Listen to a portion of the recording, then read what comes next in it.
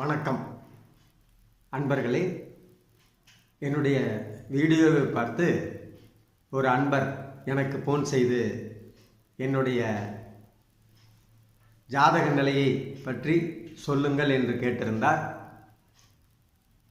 தென்காசியிலிருந்து பரமசிவம் என்ற அன்பர். அவருக்கு என்னுடைய முறையிலே ஜாதகத்தை பார்த்து அவருக்கு பலன்களை சொல்லி அனுப்பிவிட்டேன். அவர் ஆச்சரியப்பட்டு மறுபடியும் எனக்கு ஃபோன் செய்தார். எப்படி இந்த நிலையை சரியாக கூறினீர்கள் என்று.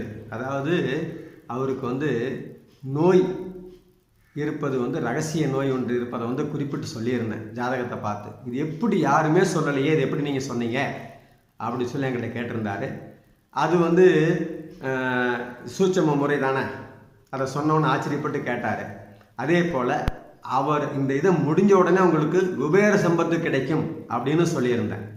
அதையும் கேட்டுட்டு எப்படி இது சாத்தியமா அப்படின்னு கேட்டார். கண்டிப்பாக நடக்கும் அப்படின்னு சொல்லி நான் அவருக்கு பதில் அனுப்பிச்சிருந்தேன்.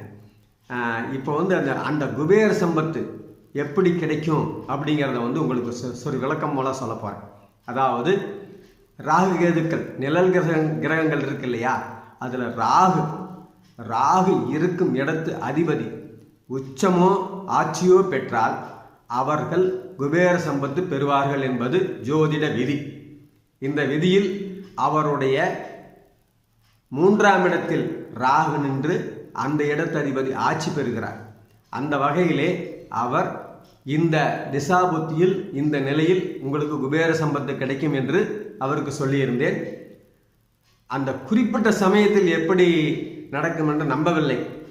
ஆனால் அவருடைய இன்னொரு சகோதர வழி உறவால் அவருக்கு அந்த பொருள் வரவு நடந்திருக்கு. அவர் ஆச்சரியப்பட்டு எங்கிட்ட தொடர்பு கொண்டு இது எங்களுடைய ஆச்சரியமான விஷயம், நீங்கள் சொன்னது நடந்துருச்சு அப்படின்னு சொல்லிட்டு எங்களுக்கு மறுபடியும் ஃபோன் பண்ணி என்னை பாராட்டி எனக்குன்னு ஒரு சில விஷயங்களை செஞ்சு கொடுத்தாரு. அவருடைய குடும்பமும் அவருடைய வாரிசுகளும் என்னுடைய பகவதி அம்மன் அருளால் நல்ல மேன்மையடைய வேண்டி வாழ வேண்டுகிறேன். நன்றி, வணக்கம்.